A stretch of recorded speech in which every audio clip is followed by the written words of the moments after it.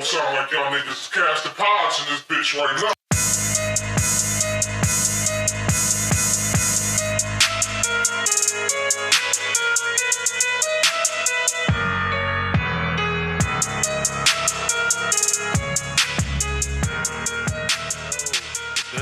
What's good? What up, though? What's good? Episode 45 of the Stu Lee podcast. Welcome, y'all. Yes. What's going on? Y'all good out there?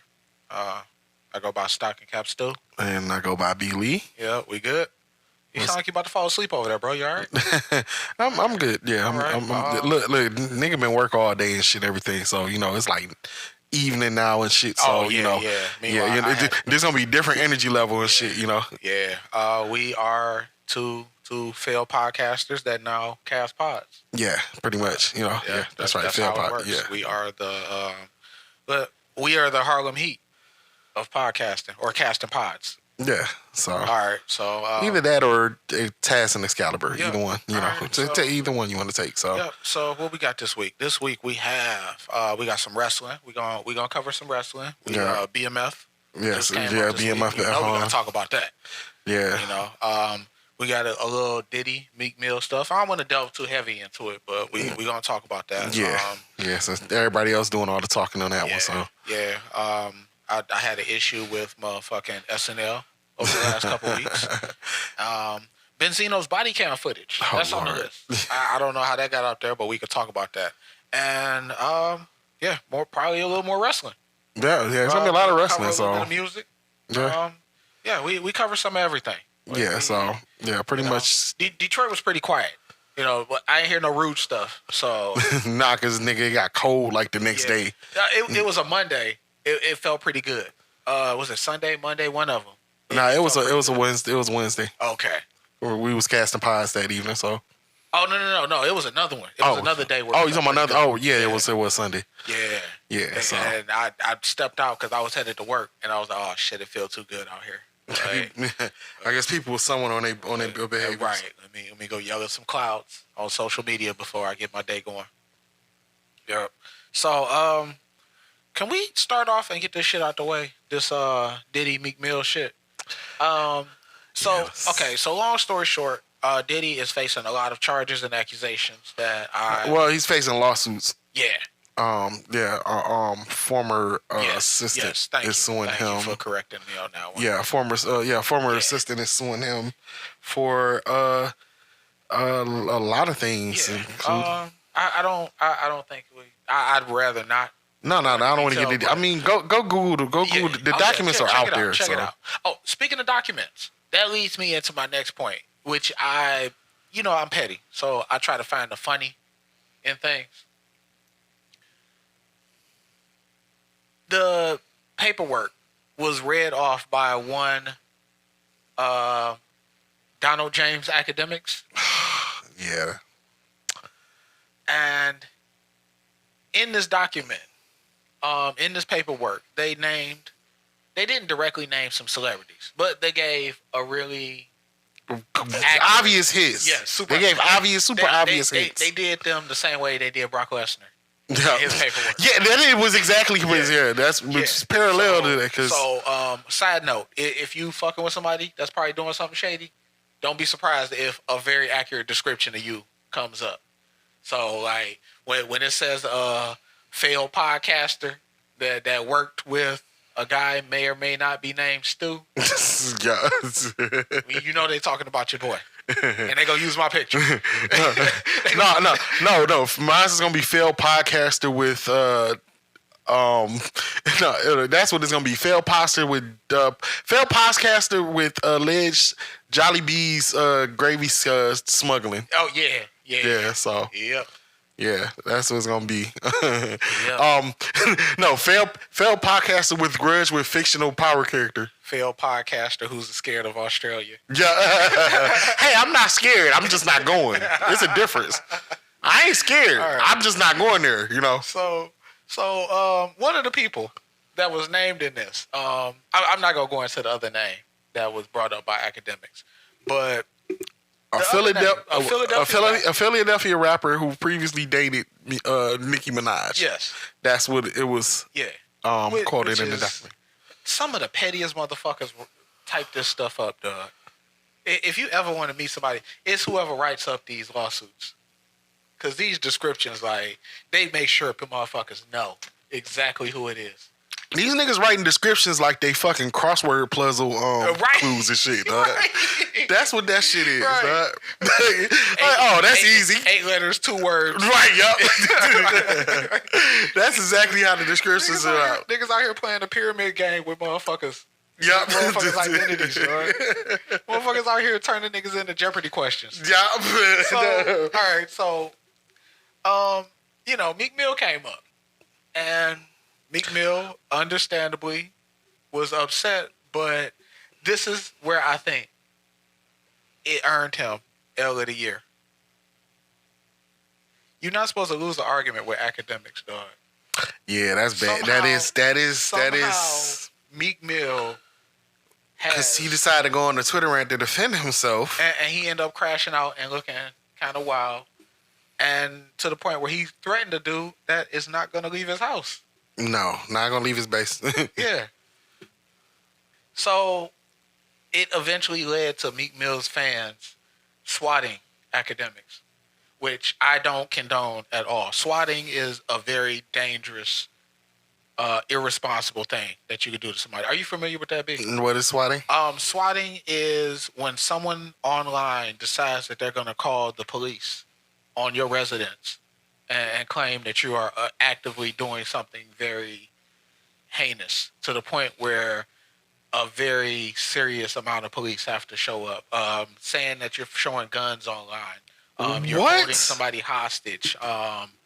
You know, like these are the things that they would call 911 in your area, and they would try to get the police to come to your house and essentially fuck up your stream. I didn't even know that was a thing. That is... Yes. It has gotten people fucked up. It has gotten people messed up. It's a very treacherous thing, and I don't condone that shit at all.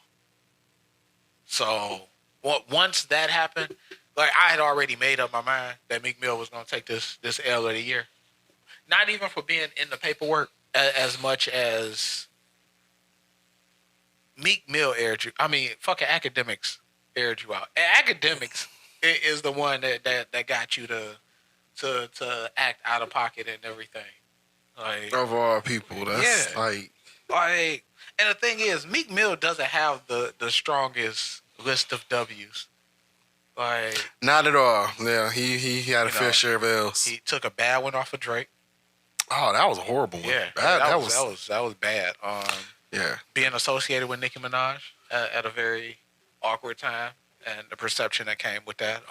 That was all around the same time, too. My favorite one is that video, that Ring camera of him falling down them stairs when he was leaving his mom's house. He fell into the bushes. Was fucking hilarious, and all dog. the motherfucking snow came and hit. Even the snow was like, stupid. Dog. Goofy ass here, hold that. Dog, that nigga had a Michael Scott falling in the koi pond moment, Yeah, dog. he really did. That shit was funny as hell. And, like, just landed perfectly in the bushes, and then the bushes just happened to have just enough snow to violate him while he was already down.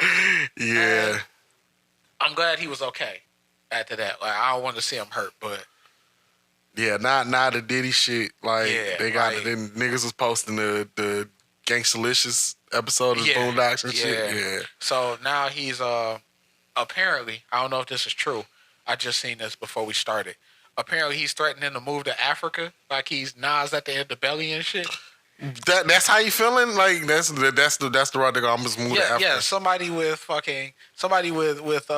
being accused of being gay, moving to Africa. That's a bad look. I don't think you want to. You sure you want to do that? You sure about that? Okay, do you? Are you sure about that? Do you, bro? Do you, bro? Yeah, okay. Make sure you talk to Buns before you. Before you take that advice. No, talking to Buns is probably what got him in this problem. That's exactly. Moving on. Oh, the thoughts, views, opinions, and perspectives. Yeah, man. Oh, my goodness. Yeah, wow. We out of here on that one. So, moving on to somebody else who had an embarrassing picture associated with Diddy. Yeah. Devin Haney. Oh, Devin Haney. Yeah, so you showed me a video, and So background is Devin Haney is fighting Ryan Garcia next month, and they've had a heated press conference, so where a lot of things was said. So Ryan Garcia decides to leak out.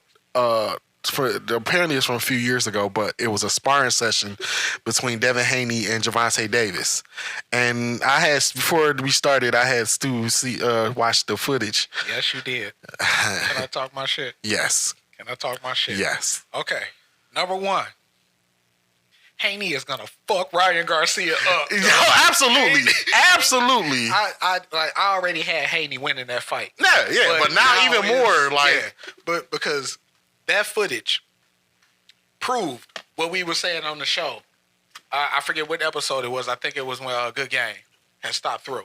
But we had talked about how Haney might not be able to deal with that pressure and the fact that Tank can retain power in everything he throws, and he can weather that storm. Yeah. That's exactly what happened in that. The problem is, Ryan Garcia can't do shit with either one of them guys. Not at all. He cannot. Not at all. And he has been talking a lot of shit. Yeah. Up to lately. As of lately, some of his interviews have been kind of wild, and it seems like he's been, drinking and, I don't know what the fuck he going through, but like this right before a fight. But I find it funny that Ryan Garcia is petty enough to leak that. And the ironic thing is, I don't think that he can.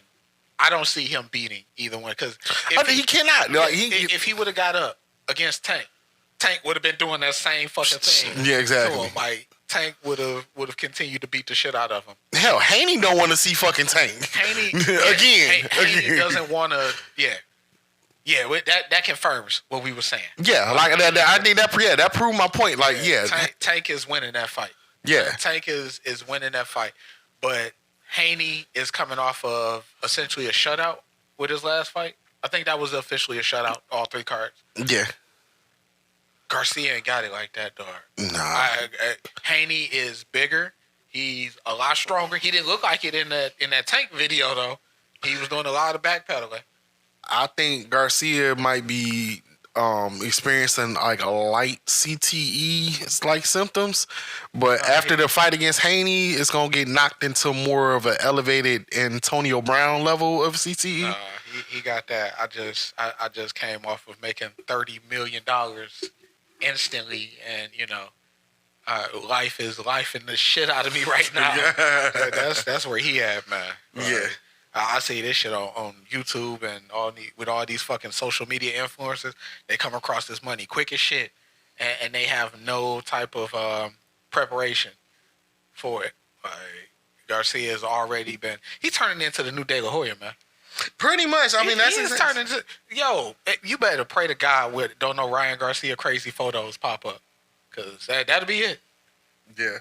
That'll be it. Yo, that makes Tank Bernard Hopkins in. Yeah. Because Tank hit him with that fucking liver shot with sauce. Well, yeah.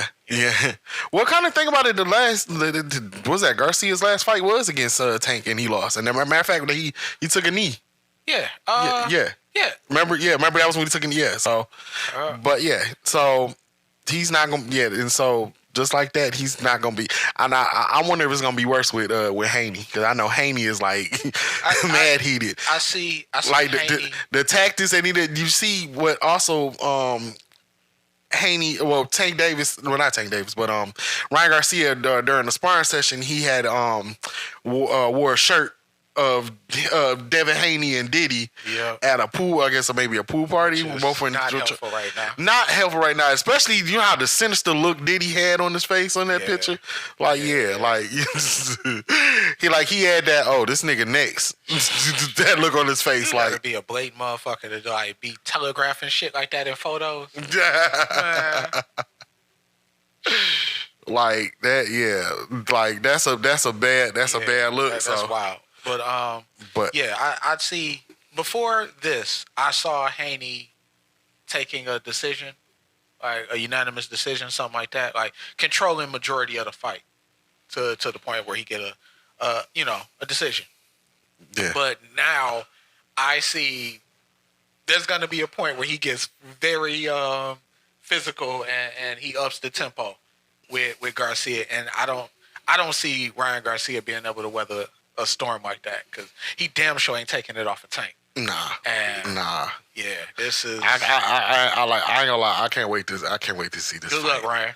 I cannot wait to see Good this luck. fight. Good luck. I am going to be. It is. I think it's on. If I'm not mistaken, it's on 420. Yep, it's on 420. So so I'm gonna be high as shit watching Devin Haney beat the brakes off of Ryan Garcia. That's gonna be fun. This is gonna be fun. All right. Motherfucking Terry Crews, his interview this week. Oh, he was on Club Shay Shay. He's on Club Shay Shay, and I'm gonna just be in and out on that one. I thought it was a really good interview. Okay. I thought it was really good, and I'm labeling that the anti-red pill interview. One thing that I got across was this is a guy that he's grateful for what he's been given, and he's trying to show it through his actions, through being in shape, through the jobs, the people that he works with, some of the offers that he takes, some of the things that he's spoken up for. He's coming from a fairly genuine place, and as far as I rank those Club Shay Shay interviews, I would say this one is better than Cat Williams. Cat Williams was more entertaining because he got the wilding, but see, Cat Williams, it was more because of, like I said, because of the who he was calling out and all that type of shit. So, but as far as but I could see that because of being genuine, Yeah, like actually hearing his story and everything, and knowing that this is a guy that's not perfect, and he's very aware of that, and he's actively identifying it and trying to work on it. You know what I'm saying? Like it was. I thought it was pretty dope. So I would recommend that if you check out Cat Williams, throw this one on. Yeah. Throw this one on and just let it play in the back. I didn't realize he had issues with his dad like that when he was younger, and a lot of how he started in the business. I didn't know that he did the training day role for free. Oh yeah, I did hear that. He stumbled into that shit that same night. Mm. He was he went up there, and his friend had vouched for him on some extra work, so they let him on the set, and they was like just me mug and stand in the background the whole time, and it happened to be the fucking King Kong scene at the end. Yeah. And that was the scene that they was playing at the Oscars. Yeah. So him showing it's up, like one of the most memorable scenes in the movie. So him showing up there, combined with the fact that he had already did security for some of Ice Cube's work, Ice Cube recognized him and then put him in the next Friday. Friday after next, yeah. Yeah, because Tiny Lister didn't want to come back to do the third one. Oh yeah. Okay. So, yep, and the rest is history. But it's crazy. Like it doesn't. Yeah, because he had to have he tried different things because tried football, wrestling, all of that. So and he made his way into acting, and it pretty much took off from there. Yeah, like it's pretty wild, and that combined with that meeting that we had yesterday. Yeah, I feel like that was a fairly inspirational. That was fairly inspirational few days. So I would definitely shout out to the Terry Crews interview. Oh yeah. Shout out to Terry Crews, Flint, Michigan's own Terry Crews. Yeah, Flint, Michigan. Yeah. So yeah. So we got any more pop culture stuff we can get out the way? SNL has not been good this week, bro. I've missed SNL for like the past month and a half. So it is. I said I was gonna catch up on it because I usually do. I'll just binge watch episodes of SNL whenever I got some free time. Yeah. But it's been bad. It hasn't been good. It's been either the stuff is just kind of delivered fairly stiffer than normal, or the material itself is just not good. They had one where it turns out they might have ripped somebody off. Have you seen this new one with Sydney Sweeney? Nah, I missed it. Okay, well, they have one skit where, what's the premise? A bunch of cops are working on cold case files, and they supposed to be looking for suspects after all these years, but these two interns who happen to be young, teenage, not necessarily illegal teenage, but the joke is how easy it is for girls to find people online now. And all of these cops are working to find all of these criminals, but the girls are taking like 5 seconds and finding them through social media or some shit, and basically saying like, "Oh, you fuck with a girl nowadays, she like the FBI." That's the joke. Right. The problem is there was a skit that came out a while back from a lesser known YouTube channel that had the same premise. Oh wow! And just different delivery and everything. So now they biting. Yeah. They biting. Yeah. So I'm not gonna go out on the read. Like it's a lot of similarities. I try to really hold back and keep from saying that somebody stole somebody's comedic work without really leaning on that shit, without really feeling that way. And at this point, like I'm willing to play neutral on it at this point, but the overall point is SNL has not really been good. Certain people have been good. Certain people have been funny, and Keenan is always consistent. One of my favorites is probably Bowen Yang. Oh yeah, I'm a fan of Bowen Yang. Bowen is fucking ridiculous. Hilarious. Yes, he is fucking hilarious. Bowen is hilarious, and I feel like he really makes the most of the shit that he was given. It's not that they themselves are bad. It's a lot of really good talent on that show. It's just I feel like the material itself has gotten kind of lazy, and it feels like they kind of underhanded. Somebody pointed out the fact that they've been leaning on the fact that certain guests are hot, so they would just make a bunch of jokes about how hot they are. Sydney Sweeney, she just had one about the Hooters thing. I did see clips of that. Yeah, and I get it.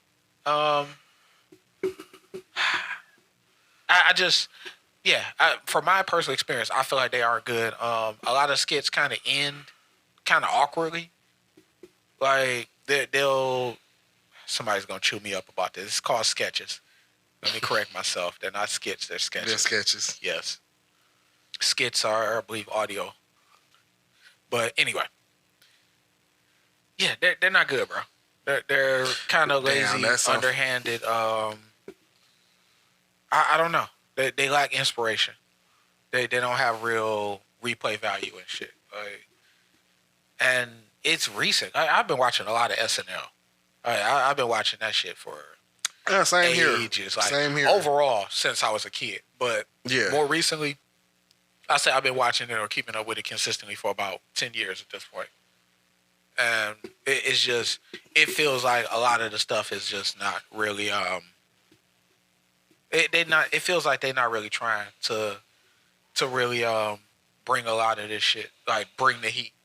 So just something crazy that I noticed. They're kind of playing it safe. Yeah, let us know. If you're listening, let us know. Go ahead, pull up some of these sketches. They all over YouTube. Also, shout out to YouTube for somehow suppressing my SNL. I got to go look for it every week when I want to rewatch this stuff.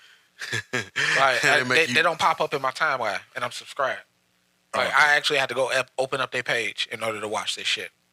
So you're supposed to get a notification. Let us know out there. Are we? Let's talk about this Benzino shit before we go into wrestling. Okay. So one of the things that I've paid attention to over the last week is Benzino has a lot of body cam footage out. So I think he might be the most body cammed rapper outside of like, I don't know. Why is there an abundance of body cam footage of Benzino? Because he's always calling the cops, so people are always calling the cops on him. He's had it's either or. Yeah, I'm sure you've heard about the one where he was in the fucking hotel. Yeah. And they put him out and he was staying with the dudes.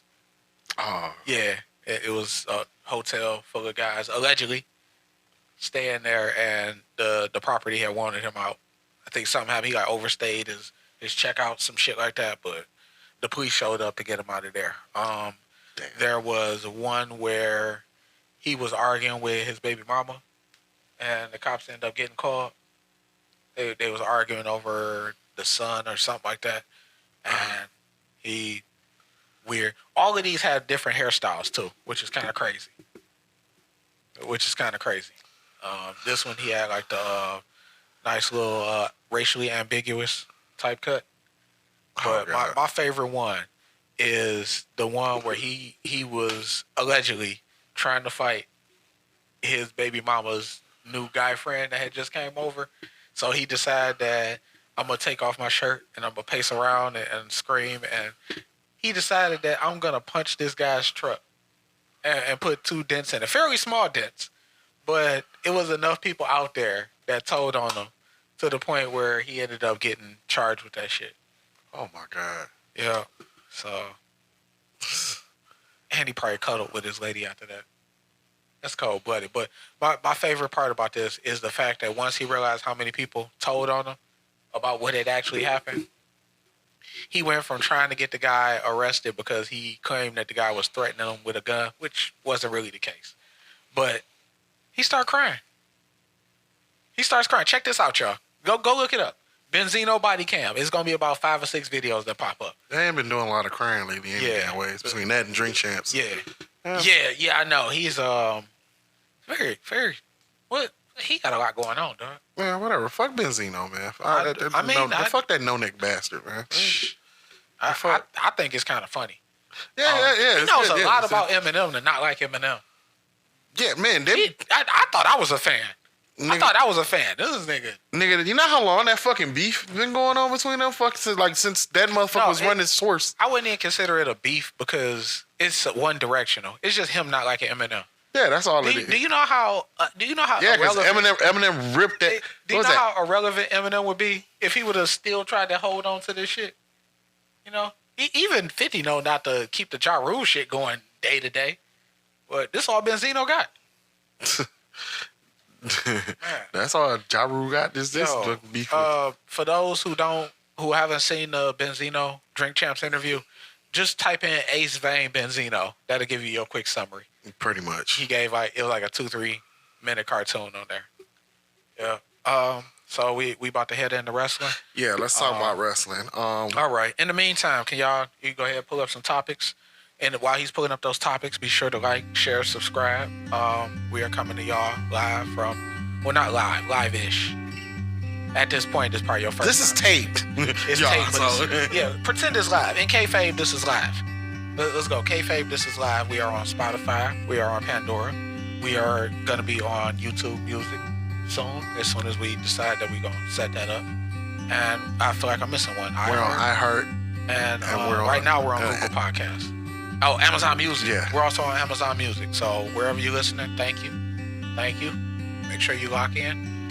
We drop episodes, Sunday? Yeah, we try to on Sunday, we but aim for Sunday. It's our car subject due to change. So yeah, exactly.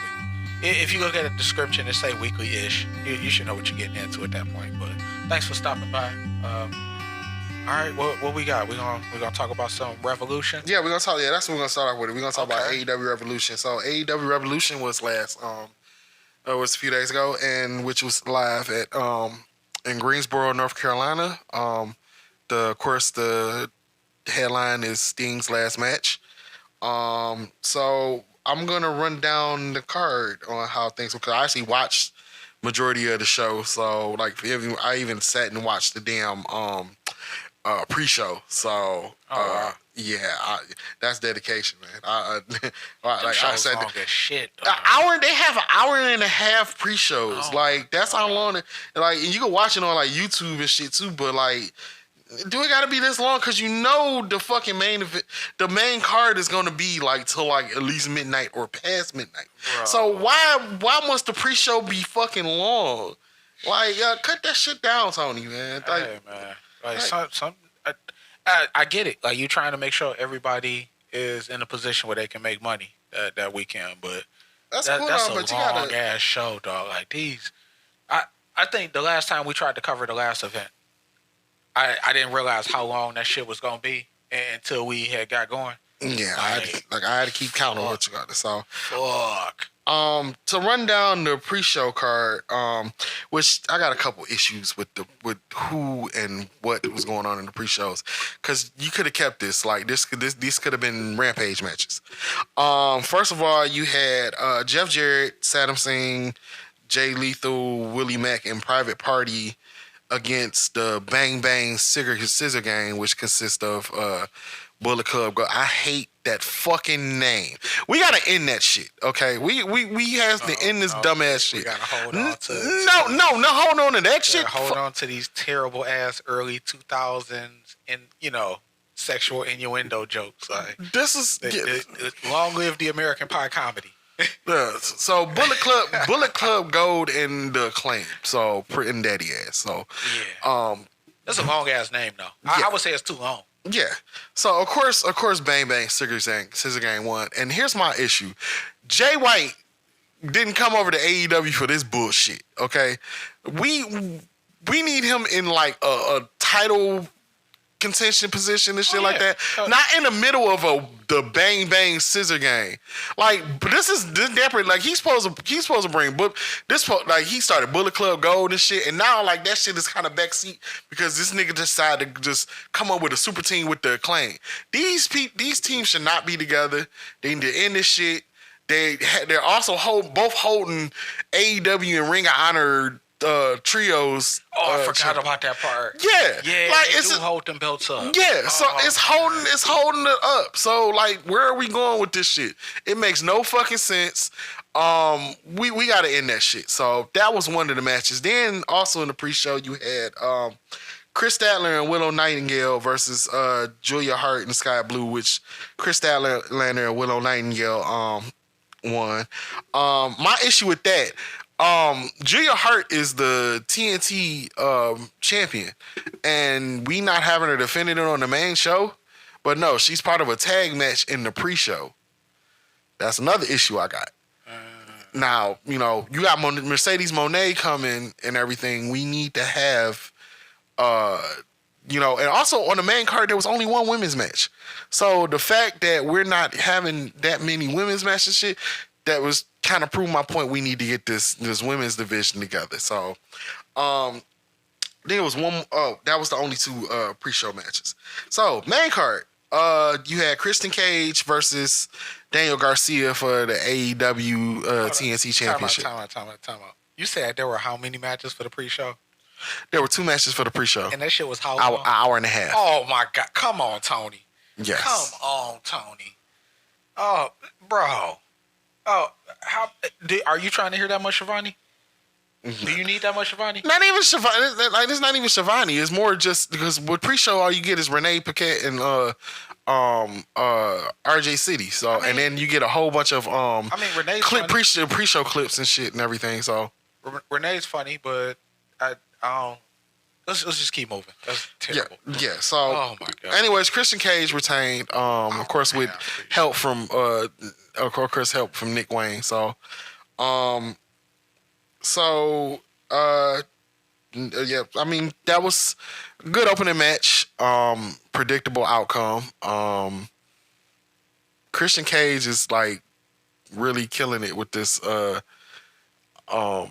thing he's doing. So like, I mean, I got nothing but great things to say on how he's killing it as a heel and one of the most hated heels. So, and he's kind of making this title relevant because now it's getting to the point like you can't wait to see him drop that motherfucker. Yeah.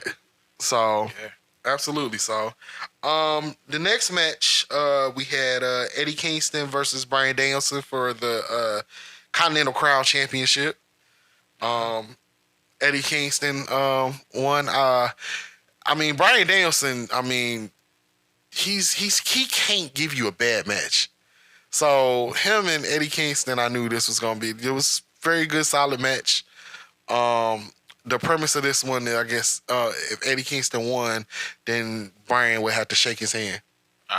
So that was the story of this one, though. But the dreaded handshake.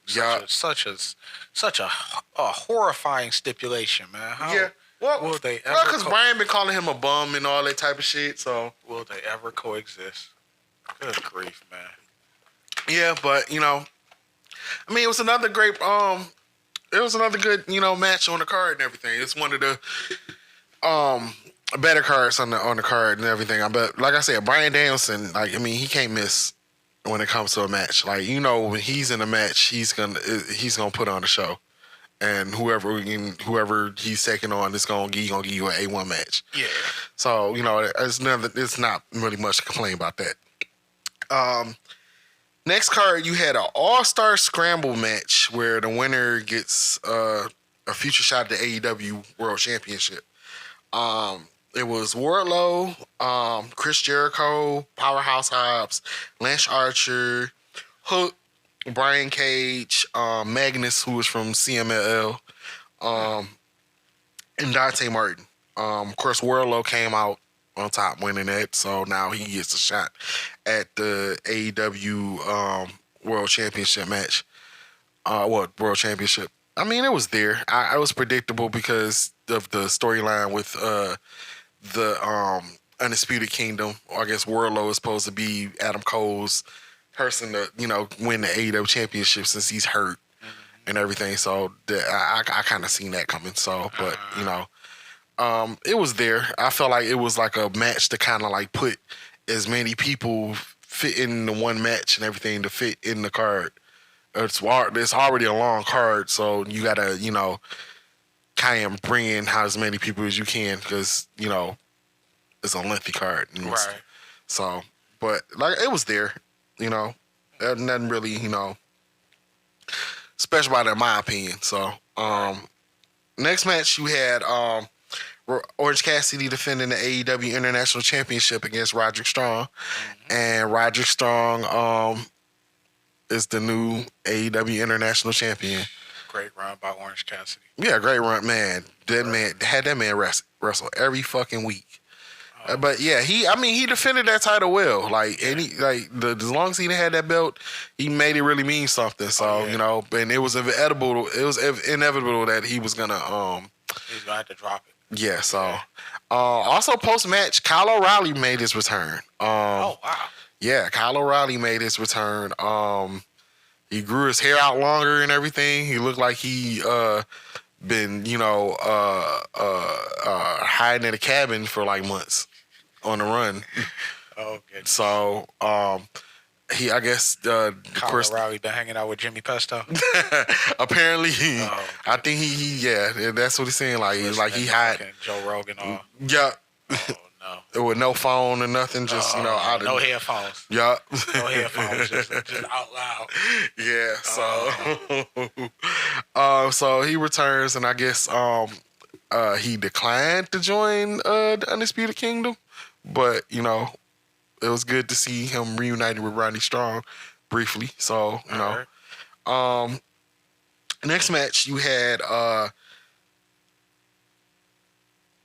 Also note, it was like 9 matches, which is, this long for a main card. 11 altogether if you count the pre-show. Yeah, I know, but the fucking first 2 matches was an hour and a half segment in itself. Exactly. So if you didn't know what you was getting into before this shit started. So, but Roger Strong and Orange Cassidy, they put on a good show and everything. I cringed, man. That motherfucker Roger Strong be trying to pulverize motherfucking back with backbreakers and shit. So, but it was one of the better matches on the card. But I had a feeling that Roger Strong was gonna win. So, but it's good to see him win the title. I feel like Roger Strong is somebody that's been doing this for a long time through Ring of Honor, through WWE, NXT and everything. So, and New Japan and everything. So it's good to see him get like one of the, important titles in AEW. So, right. So shout out to him for that one. Next match you had Blackpool Combat Club, John Moxley and Claudio Castagnoli versus FTR. And this was a hard-hitting ass tag team match. Everybody in this match, they was gonna deliver. Right. So, of course, who was that? Dax was bleeding like crazy because somebody had to bleed if it wasn't gonna be Moxley. Oh, that was that one that ran into the pole, right? Yes. That was his spot. Yes. That was Yeah. gruesome. So, but Blackpool Combat Club came out with the win, which I was surprised because being, FTRs from North Carolina, I was sure they was gonna get the win. But So somebody got to be the Vince. Yeah, pretty much. Somebody got to be the. No, I take that back. Nobody wants to be the Vince. No. There's two things in wrestling you don't want to be at this point. You don't want to be a Jannetty or a Vince. No. Two things in life right now you want to be. You want to be a Vince or a Diddy. Yeah. So Yeah. that's or a Jannetty. Let's throw Jannetty in there too. Yeah. Well, no. Just in wrestling. Yeah. Just in wrestling. Nobody likes a Jannetty. Not at all. Next, Timeless Toni Storm versus Deonna Purrazzo for the AEW Women's World Championship. And I just want to say, first of all, the entrance, you had Mariah May dress up as OG Toni Storm. And I was looking like, damn, she looks just like Toni Storm. Like, I was like, wow. Pat. Yeah, like, did she nail that down the pack? I was like, wow, she really look like she could just be, she could have went out there and wrestled for her and shit and think it's Toni Storm and shit. So, good match. I hated that there was the only women's match on the main card. We got to give with that, man. Yeah, we got to do better with that. Something's got to give with that. Yeah, we got to do better with that. We can't have just one women's match, on the card. WWE is like doing a lot better than that. They incorporate as many as possible, but we got to stop doing that. Like, you got Mercedes Moné on the way and shit. We got to do better with this division. So, because the women actually do their thing in AEW and stuff, but they're just not getting enough TV time. Right. So, we got to do better with that. So, but great match. Toni Storm, of course, rightfully so, came out as the winner. So, the next match, this was not only the match of the night, but probably one of the matches of the year candidates already. And out of all of the matches, this probably had the least at stake. Those are the best ones sometimes. And they do. Like, this least at stake. Will Ospreay versus Kaneshita Takeshita. Will Ospreay's first match as a member of the AEW roster. Mm-hmm. And boy, did this steal the fucking show. Yeah, they went crazy. They did. They went crazy. Man, first of all, you're going to get a great match watching Ospreay. Yep. But Takeshita, man, has, like, through the last couple years, then elevated his game. And after having some key wins he beat Omega twice. He beat Jericho. Like, he got a lot of key wins. This match, like, they was chanting Fight Forever. I'm like, no, because shit, you taking lives off each other right now. Like, the fucking hits, the counters, Ospreay has become my favorite wrestler outside of WWE. Been a fan since that Ricochet match. Yeah, absolutely. But like, it's like, no, he is good. He is on everything. I feel like he's gotten better on the mic too. Absolutely. His matches have always been bangers. Yes, every one to deliver. There's one going on right now. Yeah. I would say he already showing his ass now. Right, against Kyle Fletcher, and this man. I'm happy to see him in AEW. Yeah. Oh, by the way, he got the win. Man, after hitting one of my favorite moves, Tiger Driver 91. Yeah. He took your finisher. Man. Yes, yeah. So, he took your finisher that you took from him. Yeah, exactly. He got it back from me. So right. I borrowed it for a minute, but I had to give it back. So he doing that shit like Red's bike.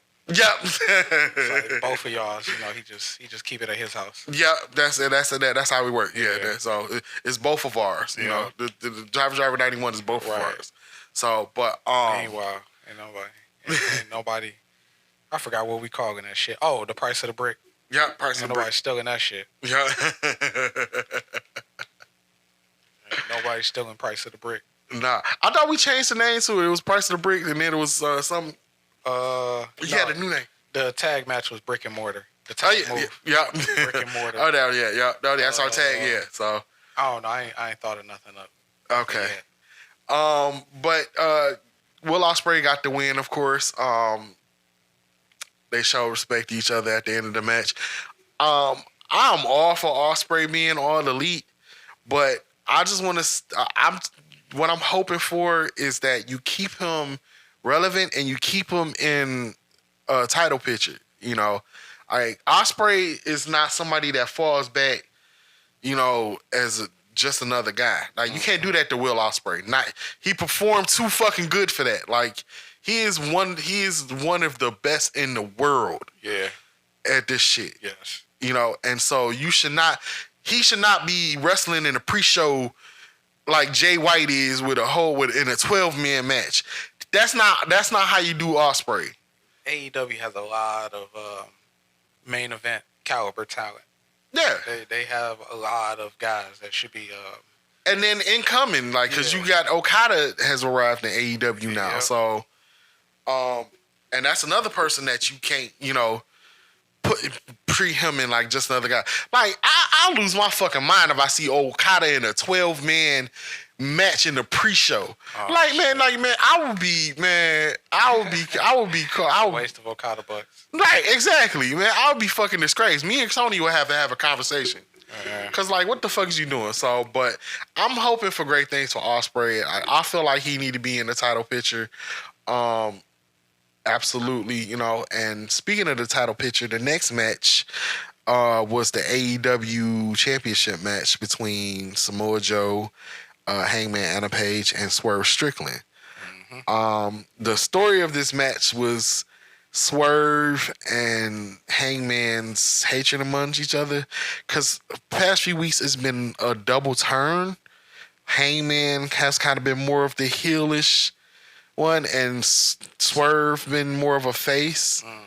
It was a hell of a double turn, but the fucking hate of Hangman I think he was more concerned in the match of making sure that Swerve didn't win more than anything else. So whatever, by any means, he made sure.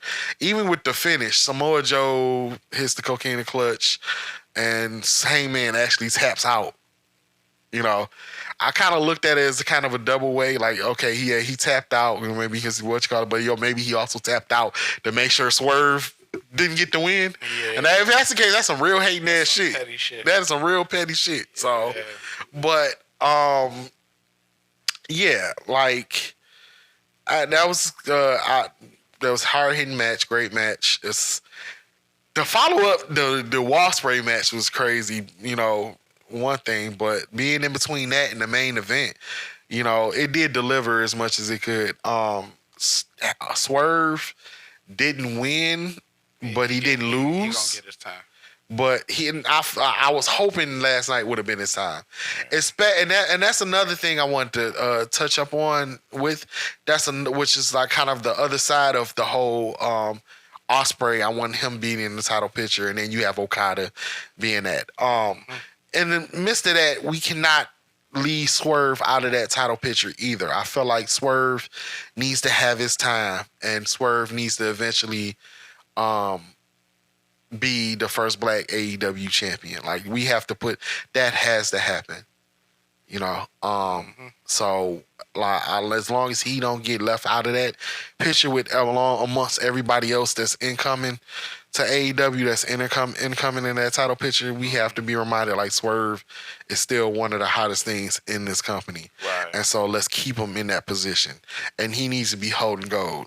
And I feel like he do need to be holding gold before the other names I mentioned, even Okada or Ospreay.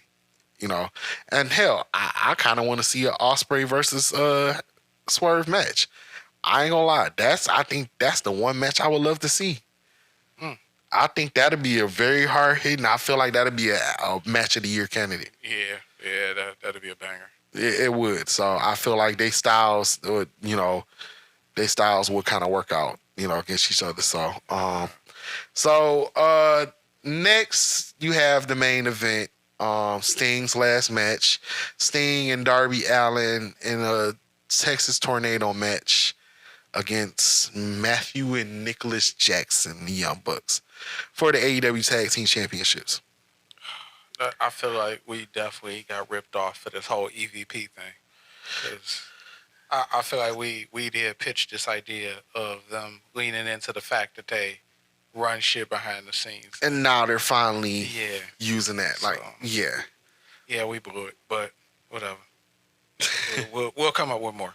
Yeah, there will be more. So, first of all, shout out to Sting's sons for coming out with him. Was dressed up. One was dressed up as the OG Sting, and the other one was dressed up as Wolfpack Sting. Yeah, and which they both look like. They look just like they look just like him. Yeah, it was also a reminder to me that Wolfpack Sting wasn't the best look. No, it wasn't the best. It wasn't of them. It was alright. It was there. It was cool.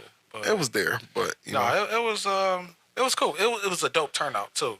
That shirt was fire though. I wish I would have got that Wolfpack Sting. Yeah. I need that Wolfpack Sting shirt. Yeah, he probably had that motherfucker since that bitch came out way back in the day. Yup. So, man.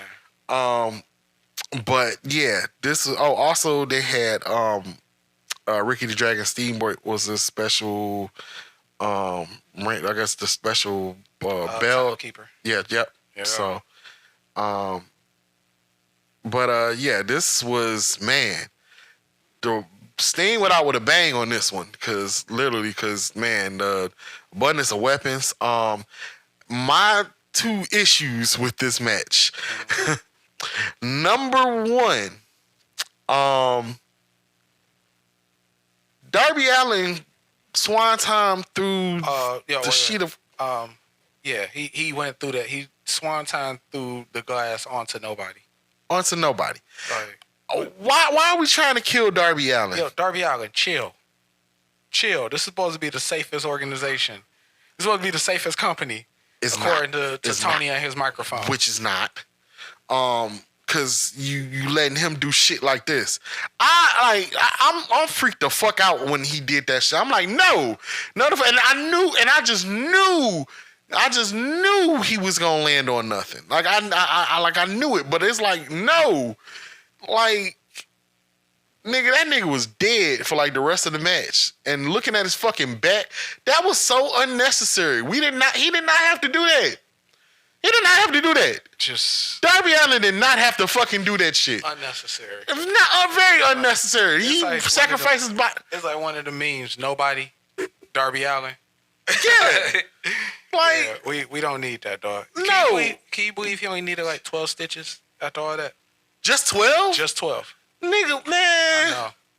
Look, I get you trying to prove a point and everything. Real glass, cry me a river. No, well, we need you to be the next thing, which means you got to make it.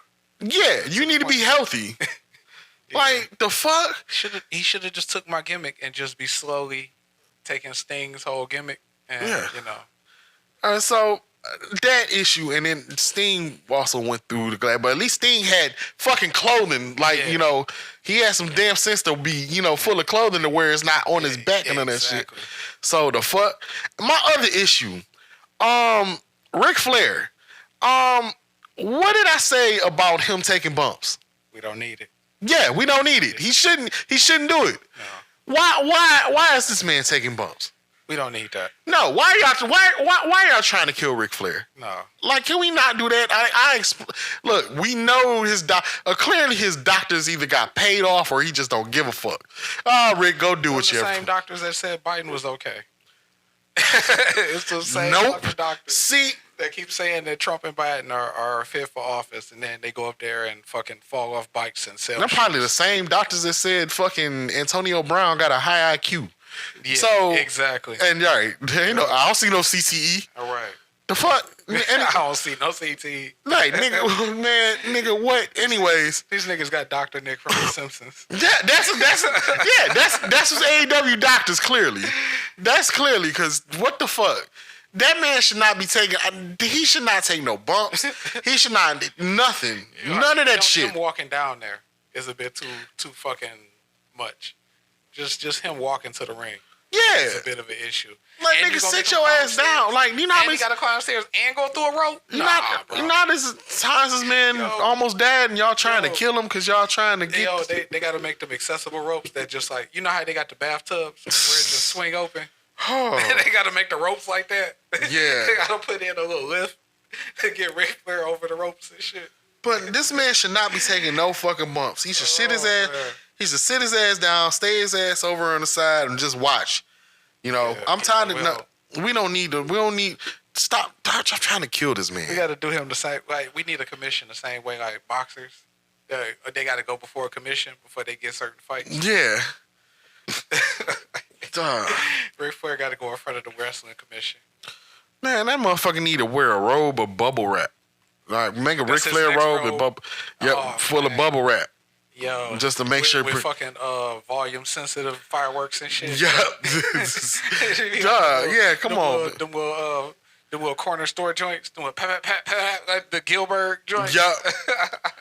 And get him an earpiece so when the pyro go off and shit, this nigga don't get all of it in his fucking. Do like WWE, how they got all the boom in different sections. just take away the boom. Yeah, that's how you got to do all it. The flash shit. That's how you got to do it. Oh man. So, but I gotta say it was a fun match. It was a good way. He come out with Shadow, but Shadow be a service dog. Oh my God. Ric Flair come out with a service dog.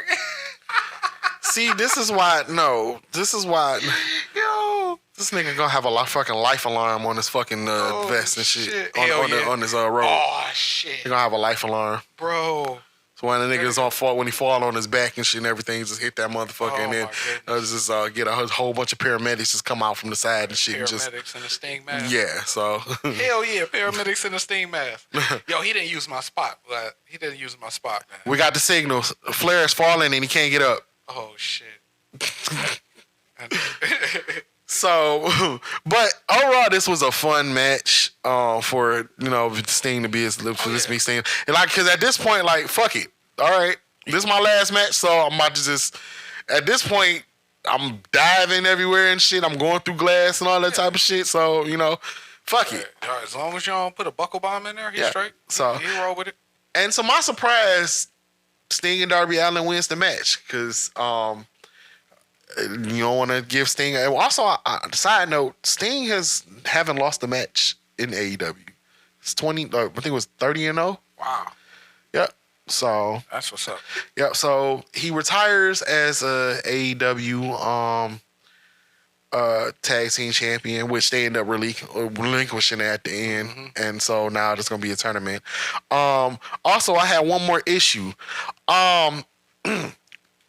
Why did the feed end exactly at midnight and Sting and Mr. Sting still giving his farewell speech? Now, we've had how many overruns of AEW events that went past midnight unnecessarily? An hour and a fucking half. Exactly. And so you mean to tell me you can't buy a few more minutes for Sting to give his farewell speech because y'all just cut it off mid? I didn't like that shit. I didn't like that shit at all. Tony Khan, what the fuck are we doing, man? This man... This is his farewell match. Yeah. We got to give him as long as possible. Give that man as much time as he needs to say goodbye to all of us, okay? This man has been a staple of our childhood. So give this man the proper farewell. Not his fucking runoff cut off. Exactly. I paid attention. It was exactly at midnight. And they cut off. The fuck? He wasn't even done yet. Be better, y'all. Y'all, I got to do better than that, man. The fuck? Cut. That's like cutting the wrap it up music, on this shit. The fuck? Yeah. Cut that shit off. Nigga, it's on this Sting, nigga. The fuck? Yeah, I didn't like that shit, man. Y'all got to do better with that shit. But besides that, it was a proper send off and everything, proper farewell and everything. But y'all could have kept rolling. Y'all, I done seen y'all run over to 1 o'clock in the fucking morning. Y'all could have bought enough time over to keep this shit going. So yeah. So I mean, they've spent so much time on the lesser shit. Yeah, and because some of that shit could have been on Dynamite or Rampage or Collision or whatever and shit. Y'all could have said that shit. So. Yeah. Let's go ahead and move over to WWE. Yes, let's move over to. Before that, Sting. Thank you, Sting. Yes, thank you. Hell of a career, man. Thank you for being a staple of our childhood. Thank you for memorable moments. Sting in a Sting mask. Yeah, man. Oh my God. Yeah. Also, side note, his last Dynamite. he actually came down from the Raptors. Oh shit. Oh man. Safely. Good. Safely came down for the You Raptors. gotta do that shit. You gotta have. He had to do it one last time because you got to be very careful. Remember what happened to Owen. Yeah. So also, side note, they said AEW did contact Marsha Hart, the widow of Owen Hart, before they did that too. Which was they didn't have to do that, but out of respect, that was kudos to y'all for doing that. Right. Because that was very respectful. Because you got to realize like that was a very traumatic event that happened. He would have did that shit, and then once they took heat, they would have just blocked it out on all the replays. Exactly. So, but thank you, Sting. Hell of a career. It was a great send off. I think they did it properly. So, like this time, I hope you done. Don't be like Ric Flair and come back and have a last match and be like, falling asleep and missing the match like he did. Right. I remember I seen that shit too. That was they could have kept that shit. Like now in my even though with that happened, my eyes is Ric Flair last match was still against Shawn Michaels at WrestleMania because that shit was not a last match. He shouldn't even have no bit. His doctor really didn't give. Dr. Nick is really his fucking doctor at this point. Yeah. So, all right. Switching off to WWE now. Let's talk about your boy The Rock. That long ass fucking 21-minute promo he shot. No, first it was a 15-minute one, and then he took that down and put out the director's cut, the 21 with 6 more minutes. Now I didn't watch the whole thing because I'm not about to sit here and listen to Rock talk on Instagram for 21 minutes. I'm gonna get the cliff notes of that shit. I'm gonna get the summary of the shit. So pretty much it was fuck your story. Your dog is stupid. Fuck your story. I should be in the main event. Fuck your story. Yeah. That pretty much what it is. A lot of repetition. Yeah. So and if 21 minutes of The Rock on Instagram wasn't enough, how about the first 40 minutes of SmackDown was dominated by the Bloodline? The first 40 minutes, it's a 2-hour show. It's turning into them old them corporation promos. Yeah, at this point. Yeah. So, and Rock, of course, this time with a full Versace shirt instead of the sleeveless one. Mm-hmm. So he responded to the challenge of Cody's for a one-on-one match anytime in place, and he turned it down. He countered and instead challenged him and Seth Rollins to a tag match on night 1 of WrestleMania between him and Roman Reigns. So you mean to tell me the idea that came out that they said wasn't true? It's true. Turns out to be is true. Yeah, you know how they got to do it. Yeah. Oh, yeah, that's not happening. How you feel about that match? I'm fine with it because I feel like The Rock isn't ready for a one-on-one match for 30 plus minutes. I don't even think he can do 15 minutes at this point or 10. So I feel like a tag match would be more appropriate for him, and to kind of being that this is his first match in 10, 11 years. Cody should counter and be like, no, Iron Man match. No. Oh, God, no. Oh, hell no. No. You don't want to see Rock leaned over the ropes at 25 minutes? No. It's gonna be the shortest Iron Man match ever. 10 minutes. They gotta negotiate on the time. They're gonna be taking a shortcut on the people's elbow and shit. An hour, 30, 25, 15, 10. Okay, deal. Oh, man. So you got half an Iron Man match? Yeah, a quarter of an Iron Man match. That's what it's gonna be. A tenth of an Iron Man match. The Rock is 50. The nigga can't go fucking long. So you nigga gotta have breaks, man. Hey, the fuck? Great Versace shirt, great responsibility, dog. Get your ass in there. You back, man. The fuck? Sting was just going through tables and shit, man. Right, they're going through tables and getting back up. No selling that shit. Fuck, Ric Flair fogging around and shit, dog. Ain't no excuses in wrestling. If you kayfabe, dog. We expect The Rock. If not, rewrite your character. Rewrite your character to have bad cardio. This nigga Rock, this nigga Rock ain't got no cardio.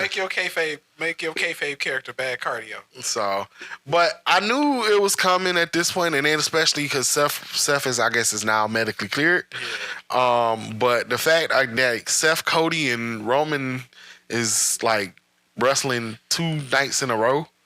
So that's gonna be interesting to see. But I mean, I kind of feeling it was gonna go that way, and we kind of all seen it coming. But I mean, it's gonna be entertaining. I mean, I'm interested to see how The Rock looks in ring, and how his how his cardio goes, because he talking all that shit and everything, and he might fuck around and look gassed and shit after like a couple moves and shit. So like he better get his cardios intense and shit, man.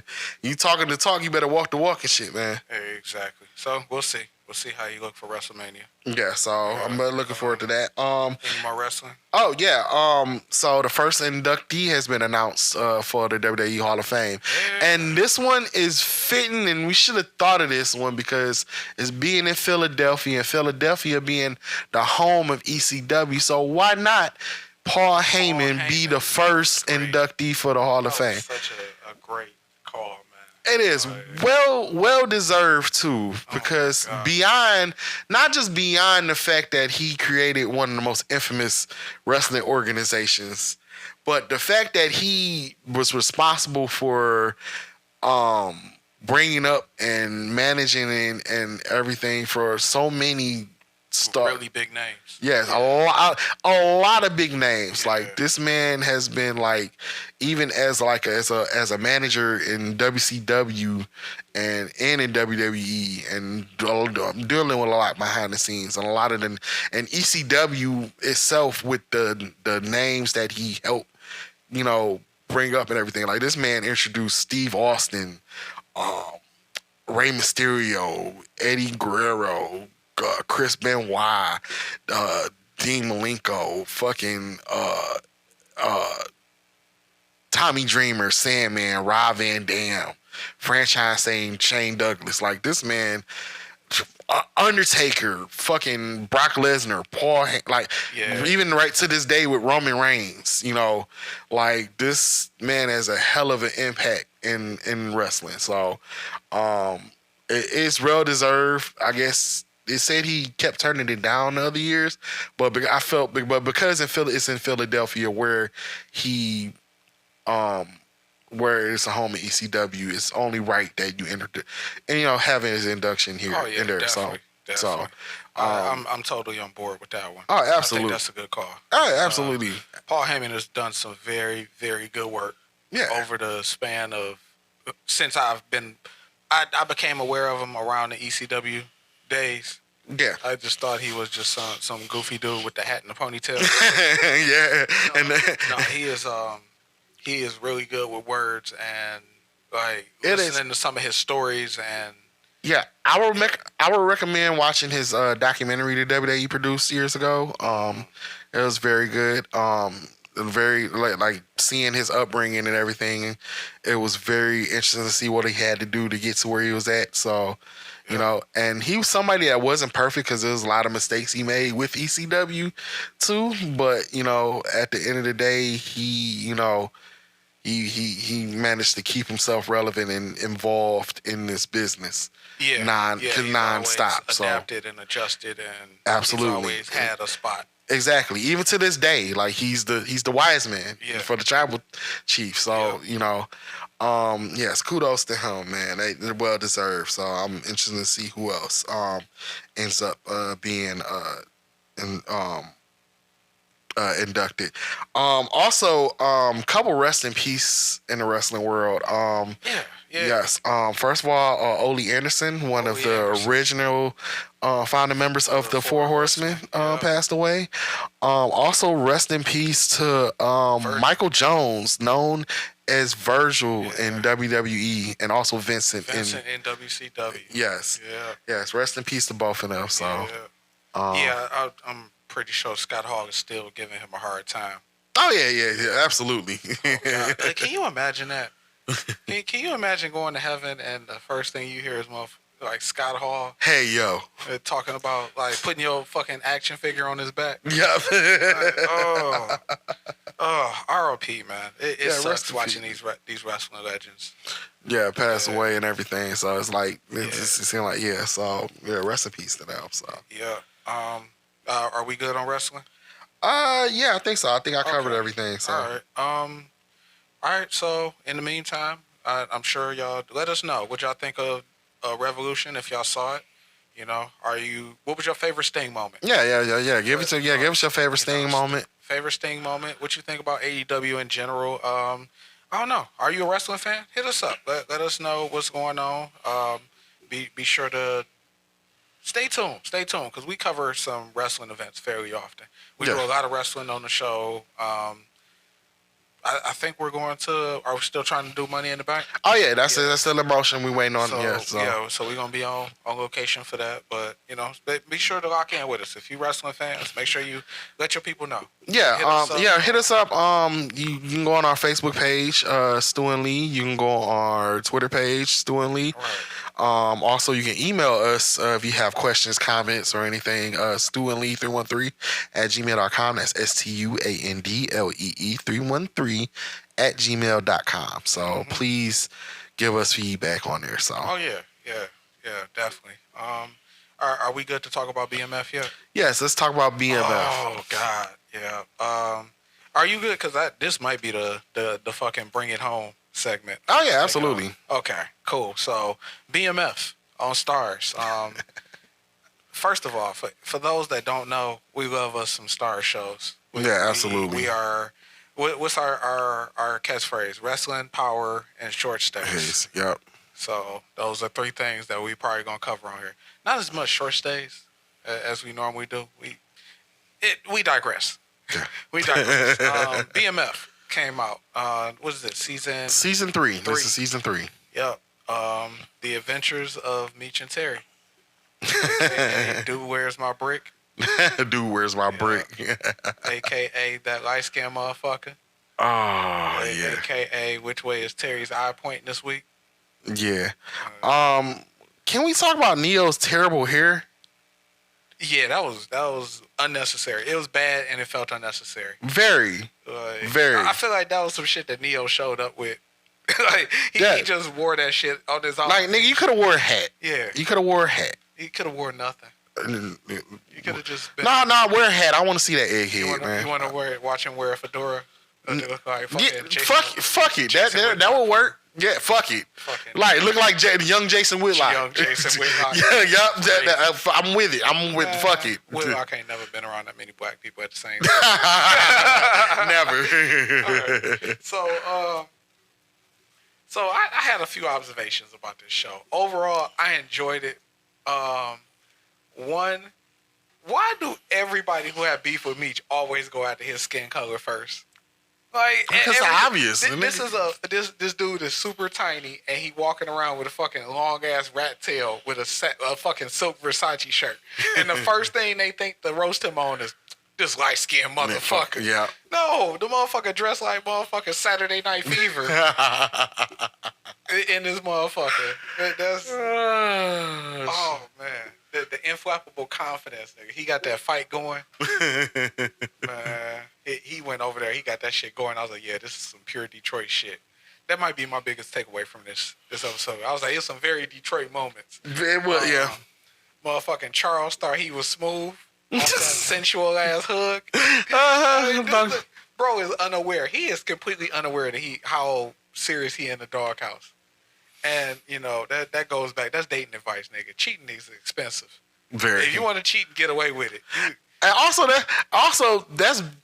another thing is that's bad where you have to go through a divorce but still gotta live in the same fucking household. Like you messing with the wrong church folk, though. Man.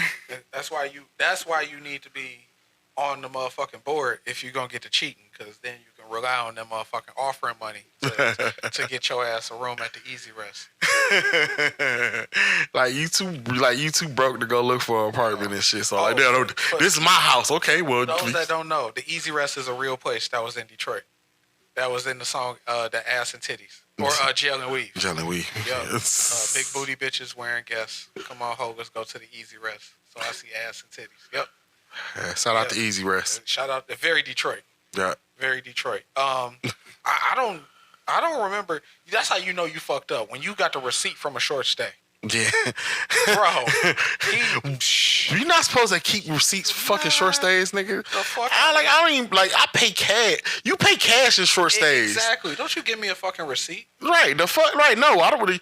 You want your receipt? No, nigga. The fuck? I don't even want to watch you take the motherfucking photocopy of my ID. Do that shit in the back. I don't even want to see the shame of that in my transactions on my debit card. Man, like, nigga, what? You pay right? You pay cash. Do you hide that shame? Man.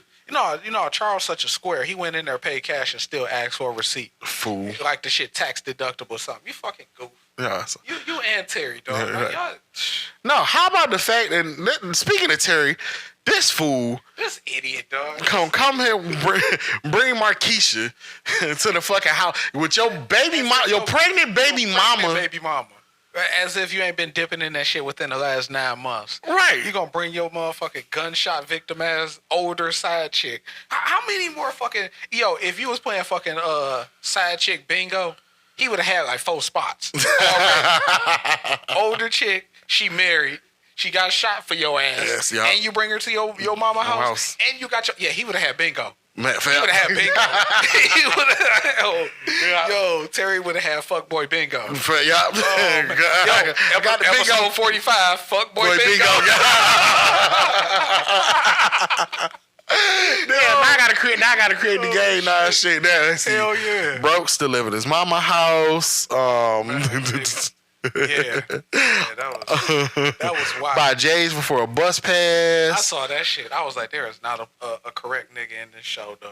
Yeah, and the fact that this nigga all this time, the nigga still living at home and shit. Like, I'm gonna move out now. I'm gonna move. Right, nigga. What? All them 20 you got. As if y'all ain't had a motherfucking drug bash. Your brother moved to fucking Atlanta and shit. Yeah, like he going to college and shit. This nigga going to go sell dope. Y'all throwing a big ass fucking tracksuit party and shit. Yeah. Like everybody don't know where the fuck y'all at. The fuck,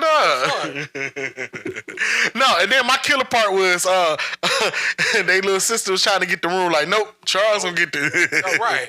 Charles gonna get Terry room. Bro, cold blooded. At least he elevated from the couch to the room to a room. So, dog. Lucille's trying to be Christian with all this fuck shit going on around her. I know. She's trying her hardest. Like, and Lucille is fine, by the way. Man. Yeah. Oh, my God. There's some good-looking women on this show. It is. Just period.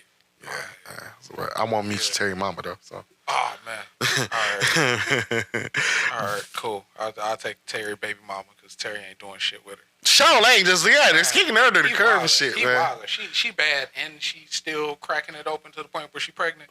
Yeah. Man, that baby, Terry's baby might be the only straight. Terry's baby is the new Yaz, the only innocent person. We should do that every show. We just try to identify the truly innocent person in the show. And I also realized something. So that's two things that's gonna happen with Lala in a 50 Cent produced show. She gonna get a cheese clap and she gonna get shot. Yep. Yeah. That's in her contract. That's like how the dude that played Huggy Bear always had to play a pimp. No, you being typecasted. You better than this. Rest in peace, Antonio Fargas. You better than this. Yeah, like come on, man. Yeah, you gotta have better negotiation on your scripts in this, man. Yeah. Like why? Right, everyone. You think it's something she bringing to the table herself? Look, I'm gonna be a part of this universe. I need to get shot. I need a sex scene. The sex scene got to be real. Got to look real and shit. So when Carmelo watching this shit, he's feeling some type of way. Yeah. So all right. So can we talk about Terry's eye while we still talking about Terry? Yeah. Is it just me, or does that shit get worse every season? Yeah, I think that's gonna be a recurring thing. Like his eye gonna get lazier and lazier. Yeah, because right now it's at like 7:35. It's like 7:30, 7:35. Yeah, it's gonna be a quarter till by the end of the season. Yeah, so. That shit's gonna be about 9:15. Yeah, that shit crazy. Like that's how you know what season you in. By looking at the fucking rotation on Terry's eye. Yeah. Man. Also, I gotta also wanted to say this. 2 Chainz can't act. I thought thought he was alright. I thought he was straight. He But can't. they didn't give him much. Nah. They didn't give him much. Like, Nah, but they gave him enough to where it's like, I'm not feeling this. when you wearing a wig like that, do you want that much camera time, dog? That wig is horrible. That wig They got to go better on. Like, wait, what is the budget? It's the placement. It's the fact that they stop going to these people that's got dreads. These people with locks. And they're like, hey, we need you to play something in the 90s. You know, and they not like no little baby locks to where they short and, you know, somewhat understandable. No. Nah, these are long as 10 plus years type joints. Hey, let's bundle these shit up and put them under a wig so it looks like a deflated beach ball. Fuck out of here, man. That's cold. That shit was horrible. I thought he was alright though. He was getting torched. He was getting lit up in the Facebook pages. Yeah, he was getting he was getting bombed on, but I thought he was alright. Nah, I thought he was alright. He did have the delivery of a kid that just got told he couldn't go to the mall with his friends. What you think is gonna be the over under of how many episodes he be in on the season before he get killed? I don't think he's making it through the season for one. I would say before first half. So it's like about 4 or 5. Yeah. I say the same range. I think about at 4. Oh yeah. He gonna get he should be dead by within the next 4 episodes. Yeah. Charles was scared that Lucille had her little side dude, man. He was worried about that one. Yeah, he ain't like getting the flowers. Some of this shit, I was like, yeah, these are Detroit nigga reactions. Yeah. I was like, in the doghouse, but still acting protective. Hell yeah. Yeah. That's some Detroit shit.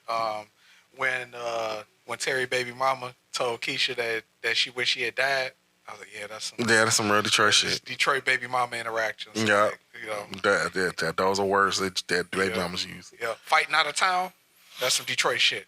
Oh, hell yeah. Yeah. Fighting out of town, like, you know. No. Mama with the other niggas from Detroit and then hitting the fight. Yeah, that's some real Detroit shit. Oh yeah. Hell yeah. Good point. Yeah. So living under the same household going through a split. Oh yeah, that's some real Detroit shit. You and your daddy in the fucking doghouse. That's some real Detroit shit right there. That was accurate. So bringing your side piece around, baby mama. That's some real Detroit shit. Big. Oh man, bonus points if it's your mama birthday. Yeah. Bonus points if you do that shit on your mama birthday. So, your brother going away / coming home party. Niggas really threw him a party so he could go sell more drugs. Like this nigga was going to college or something. Congratulations on expanding your business. Oh my God. To Atlanta. Don't cut that cake, it's a brick.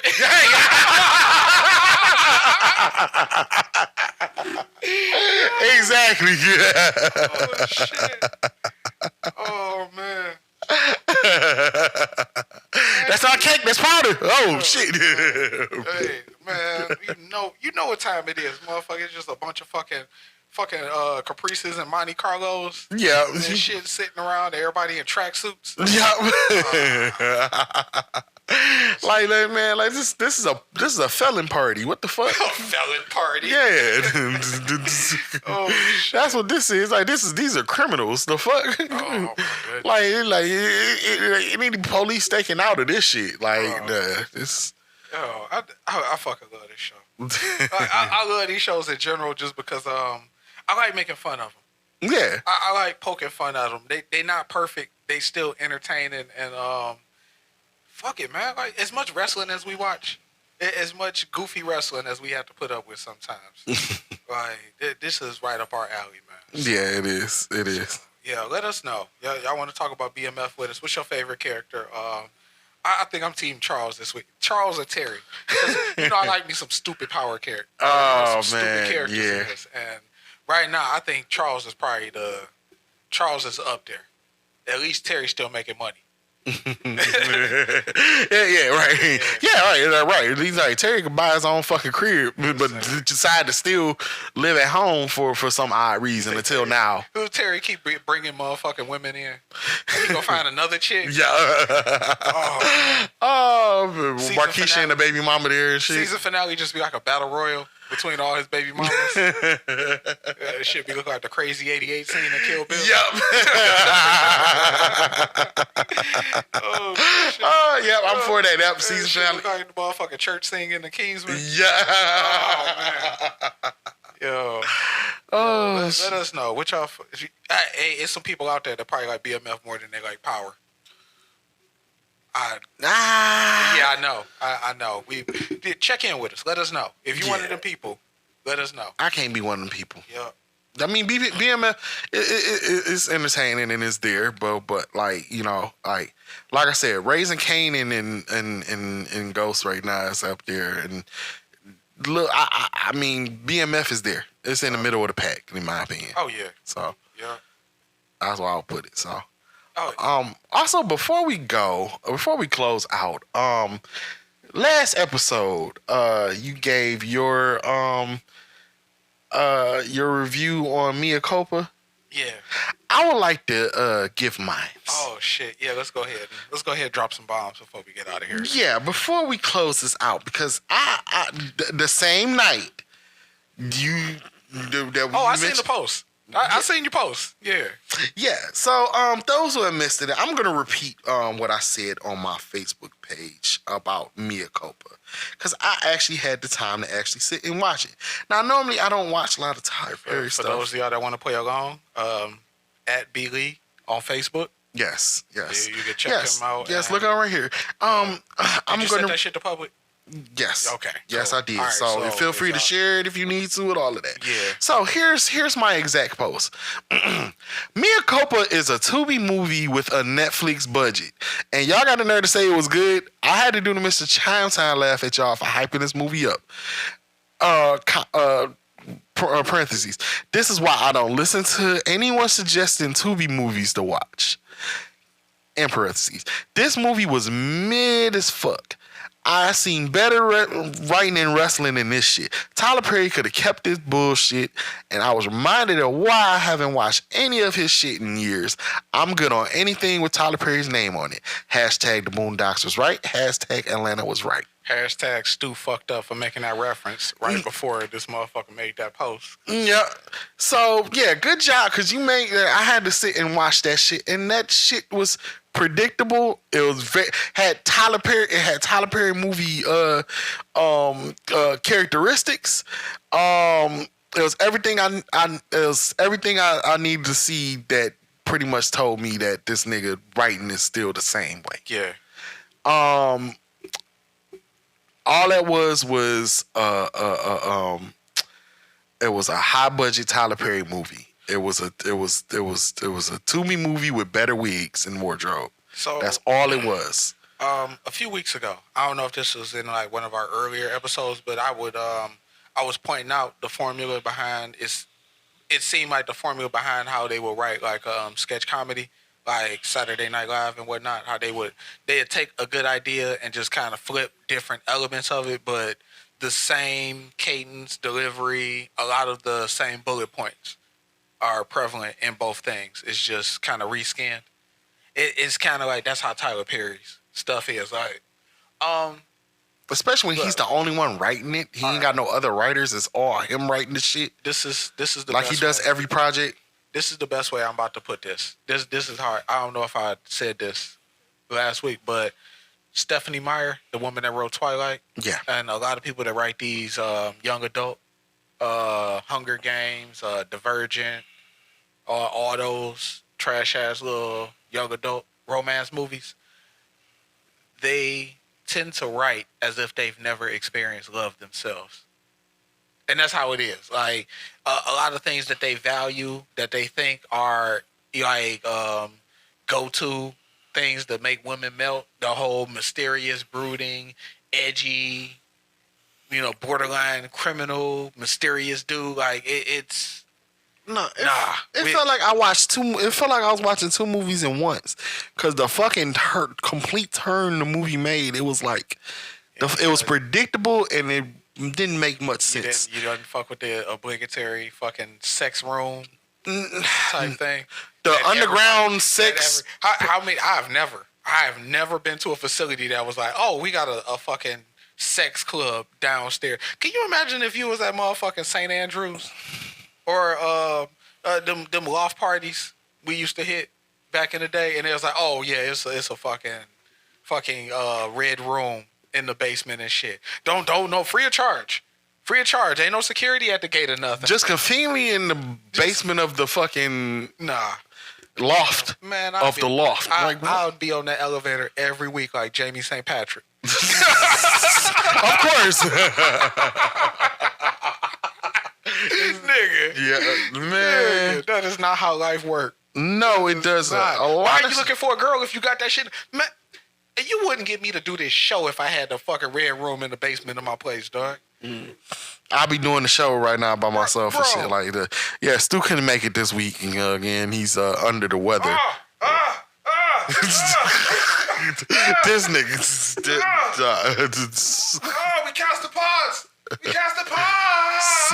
See, nope. This is exactly why. I'm here to double down on that shit. That shit was a 2-pack ass. That was bad. Yeah, that was bad. It's bad when he quoting Joe Budden. Yeah, exactly. That's how bad it. Yeah. I'm quoting Joe Budden by the way, so that it's that bad. And I'm thinking about that shit all week. I can't do this shit anymore. Don't ever suggest anything. Oh, it was good. And man, y'all watch Toomey movies all the damn time. So I can't. And Netflix probably the only thing that y'all pay for other than fucking Zeus Network. So don't try that shit again. I know a Toomey movie when I see it. Yo, shout out to Double Toasted, because they be watching a lot of Tyler Perry movies and doing reviews on them. But this is not no shit that Siskel and Ebert will waste their time on. Ebert, Roper, like combination you want to put together. I want Lee Thomas from Fox 2 to even take his time on the comment on this shit. Don't you bring Lee Thomas out for this shit, dog. Don't send who's my guy? Al Allen. Don't waste Al Allen time on this shit, man.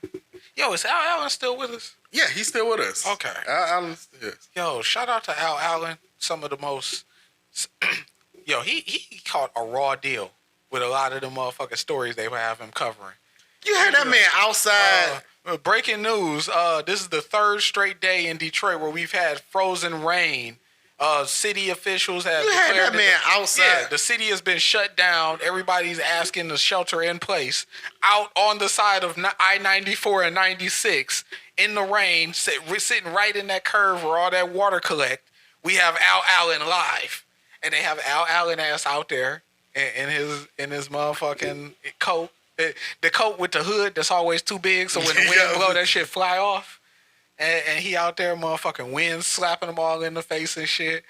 Every semi truck that come through that area decide that they want to come right in that right lane, so you can barely hear him and shit, man. Yo, Al Allen deserves better, man. Facts, man. Shout out to Al Allen. Man. Deserves better. But yeah, he wouldn't want to. I wouldn't have him or Greg Russell even fucking critiquing this shit. Nah, that was a waste of fucking time, man. Netflix better, man. That shit should move to Tubi immediately. Like Netflix shouldn't have paid all that money. Like, hey, Tyler Perry, make one of the Tubi movies for us. Man, that's how I felt like that was. That should make the Adam Sandler investment seem like so. Like in comparison, that makes the Adam Sandler Netflix deal look like motherfucking Joe Rogan's Spotify deal. Yeah. Facts. Like, nigga, what? Man, that could have been on BET Plus. Fuck that shit, man. They could have did a Stu Lee movie for a fraction of that shit. Right, the fuck? Right. Man, it could have been so much better than that shit, man. It wouldn't even been a whole. It would have just been 3 episodes of this. Yeah, so, hey fellas, if she really liked Mia Copa and said it was a good movie, dog, she not the one. Yeah. Prepare some follow-up questions. Yeah. Prepare some follow-up questions. Go ahead, cross-examine her on that one. If she not paying for anything other than Tubi, which is free, and Netflix, then she not the one. Mm-hmm. Or Zeus Network. Yo.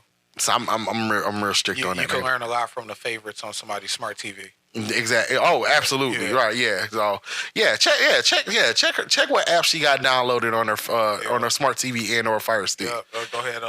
Hit that Roku remote real quick. Yeah. See what she got favorite. Yeah, because most of them hoes probably got Roku any damn way. So man. you know. Yo. That for real, because it's already installed in the TV and shit and all of that, man. Fuck Roku. All right. Before we get out of here, let's see. Any quick things you want to hit? Can we cover that fucking wrestling crowd video? Real quick, before we get out of here. I sent you a video of some of the best wrestling crowd chants. What would be some of your favorites, if not on that video, but just in general? The Edge was better chant when we went to AEW Dynamite with Christian. Yeah, when it was toning out. Yeah, I forgot we were there for that one. We were. Lit. Yeah, that was savage. Yeah. It's been a lot of them. So the Fire Russo. Oh yeah, Fire Russo. The calling said what was they saying? They said old girl had herpes or some shit like that. Oh, who was that? It was an ECW video, but yeah. Oh, ECW had a ton of savage chants. So. Oh yeah. Telling the old dude get the fuck out for interrupting that 10 bell salute. Yeah. that was pretty lit. I think overall my favorite is probably the Fire Russo because that match was trash. It was. That was some bullshit that they was doing, and that casket came down, and the crowd was not fucking with it. No. Yeah, Russo does the most, man. Yeah. And that casket was probably sitting up there the whole fucking show. People like, what the fuck is that? Like, is the Undertaker here? No, but they still gonna use a casket. Yeah, right. The fuck. The fuck. Man. You ain't got Darby Allin. You ain't got motherfucking Undertaker. You still want to run a casket match out? No, you deserve that. Yeah, you deserve all of that. All right. Music news. How do you feel about Vultures 1? Kanye and Ty Dolla $ign. Cause I gave it a couple more listens. Initially, I was, this is a Kanye album that's all over the place with hidden features and shit. I mean, it was okay. I mean, it's him and Ty Dolla $ign. It was okay. It wasn't like, it's not one of my like up there albums. Like I give it a couple listens and shit like that, bro. But it's not like something that I like, Personally, I didn't like it. I'm not super duper critical of it like I would like a Yeezus or no, I'm not or a Donda type. But I will say this: a certain one of our associates that goes by one initial actually loves that album. Wait, what? Yes, he loves that album, and he argued with me about why I didn't like that album. To which I'll say this: for somebody who doesn't spend a lot of time on the internet, you got a lot of internet views, my nigga. Yeah. He is an internet thinking ass nigga for a nigga that don't do the internet. So, yeah. Do with that what you will. Shout out to you. Thanks for listening. We gonna wrap up out here? We good? Glaucoma 2 was way better. Yeah, definitely. Also, was Schoolboy Q new album was way better too. Also, I gotta finish that. Yeah, I enjoyed that. That might be my album of the year contender right now. Yeah. So at least till J. Cole drop. Agreed. So, but let us know what y'all think. Check them out. Let us know what you think about Vultures. What you think about the Key Glock album? Schoolboy Q album. Yeah. They give the reaches and everything. So that Key Glock is nice. Oh, well, Glaucoma 2. Yeah. Oh my goodness. With no features, dog. Man, that motherfucker went in. Yeah. That motherfucking Randy Orton. That's my shit, dog. Motherfucking Work. Yeah. Dirt. That's my shit too. That's it's some bangers on there. It is. That's a smooth ass album. Yeah. So I'm still petitioning Randy Orton to come out to Glee Clock Randy Orton. So. Yeah, I need that interest at WrestleMania. Don't. Oh my God, that shit was slam. Slamming these bitches like Randy Orton. Oh my God. Dog, that shit would go in, dog. That shit would be so motherfucking hard. When the guitar shit he do his pose and shit, dog. Get the pyro, dog. Bro. You can't tell me that interest be pyro. Yep. Book it, Hunter. Book it, and give us tickets. Yes. Give us tickets, and hopefully set us up to where we sit near Schoolboy Q. Exactly. Yo, who was that? Main course, the guy we ran into from SummerSlam. Yeah. We did that interview with him. Yeah. He ran in West Side Gun at Revolution. Oh, nice, yes. So shout out to you, bro. Yes, and shout out to my guy West Side Gun. Always at all the events. Always. Yeah, all the way at the wrestling events. That's how we trying to get. Yeah, we trying to get I'm trying to be fourth corner with him and shit. Sitting. Exactly. Yeah. Exactly. So, Yeah. All right. Before we, let's go ahead and wrap it up. Where can the people find you one more time? You can find me at B Lee on Twitter. You can find me at B. Oh, by the way, we still call it Twitter. Fuck all the X shit. X. Just to let you. Yeah. We don't do X over here. No, we don't. We do not do X over here. In that figuratively and literally.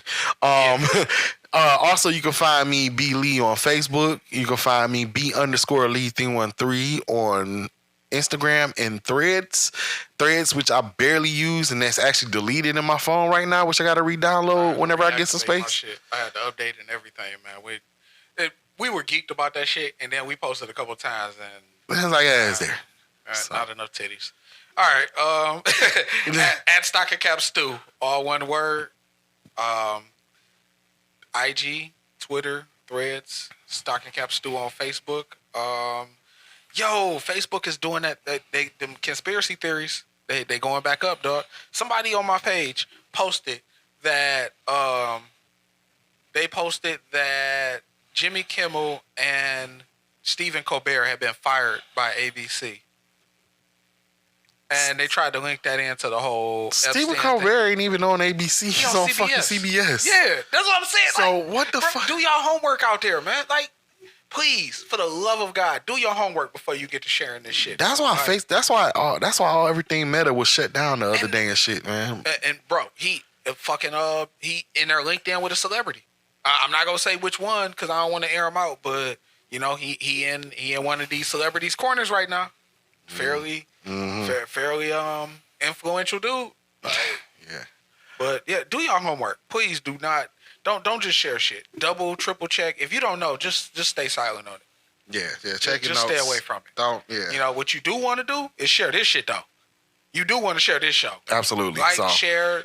Comment, share, subscribe, all of that. If you're on Spotify, we do Q&As. We do polls every week. So let us know. Get at us. Let us know what you think. Where can the people find us one more time? You can find us on Spotify. You can find us on Amazon Music. You can find us on iHeart. You can find us on YouTube Music. And you can find us on Pandora. Yep. Stu and Lee, you can find, once again, you can find our pages, our Facebook page, Stu and Lee, our Twitter page at Stu and Lee 313. You can also email us at stuandlee313@gmail.com. StuandLee313@gmail.com. Any suggestions, any comments, anything you want to hear us talk about, any of those platforms, you can inbox on us on Facebook or Twitter, or you can email us. Either way, let's give us feedback. Let's hear what y'all think about the show and all that type of stuff. So interact with us. Hit us up. By, help us write this show. Yeah. So because if you come up with a topic, we'll shout you out. We'll talk about it. Yeah. And we still doing. If you give us a positive review, let us know who you want us to roast, and we'll light that ass up for 5 minutes. Yeah. So also, if you got any suggestion of any short stays y'all want to share and everything, shout out some short stays. Yeah, shout out some short stays, man. Yeah. So let us know which one's your favorite. What's your favorite short stay? So you can somebody local was talking about it was $80 for a short stay. What? 3 hours at the one that they went to. God damn. I wanted to ask more questions, but I was using my page. I didn't want to fuck that up. In that case, you might as well get a real fucking room at that same price. The fuck? Right? Shit. Red roof max out at what? Like 60 something? Yeah. Shit. Like, you can do better than that, but you get that for 3 hours. That motherfucker better have a jacuzzi in that motherfucker at least. Man. Oh. A jacuzzi short stay is wild. Oh, it is. Yo. They do have those. How quick do you need to shoot that video? That's all you're doing is shoot the video. About 3-4 hours is long enough. That's about right, long enough. Bro. So yeah. So. Oh my God. They actually have one. I've seen one before. Don't expect that to be clean. Of course not. Of course not. All the fucking that's been done in there. Come on, man. You gotta sanitize. You gotta fumigate ashes and shit. You gotta fumigate that shit. All that shit. Oh my God. That's where all the ashtrays at in the room. They over by the fucking short stay hot tub. Don't do short stay hot tubs, y'all. Please don't. Oh my God. That just creeped me out. Just thinking about that shit, man. Yeah, I wouldn't trust a fucking short stay hot tub. Yeah, if he can't get the whole night, don't be doing the hot tub. Nah. Like, Draw the line. Like, that nigga stunting. He's just stunting at some point if he really about to waste. You know how long it take to fill up a hot tub?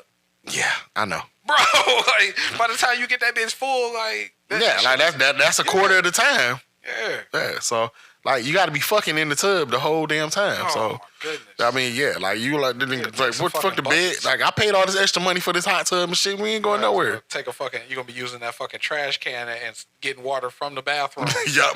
And trying to dunk that shit in there. It look like it's a fucking game of double dare and shit. Oh shit! Slipping all around and shit. Got the carpet all wet. Now you in there with trash juice because you know they ain't cleaning that garbage can because it's a short stay, you goofy motherfucker. Right, the fuck, they ain't cleaning shit. Right. Man, you just went swimming at the dump. Yeah, shout out to anybody that got to clean up in the short stay, man. That is fucking, man. Clean up in a short stay is crazy. That is fucking insane, dog. Yeah, man, you not getting, and I'm sure you're not getting paid well enough to. Right. That $10 deposit ain't worth all that. Right, not at all. Yeah, not at all. Right, fucking key deposit and shit. All right, we out of here, y'all. Yeah, we out of here. This was episode 45 of the Stu Lee podcast. The Adrian Dantley episode. We starting to run out of players now because now we getting into the 40s and 50s. So it might be some episodes we can't come up with nobody. Yeah, we just gonna talk about shit that's associated with that number. Number 47, or mention another player that happened to wear that number. Yeah. So yeah, we'll come up with something. Let us know. Give us some ideas. You know, plan ahead. You got a fun 56 that you want to reference? Go for it. Yeah. Go for it. I'm just trying to make it to episode 313.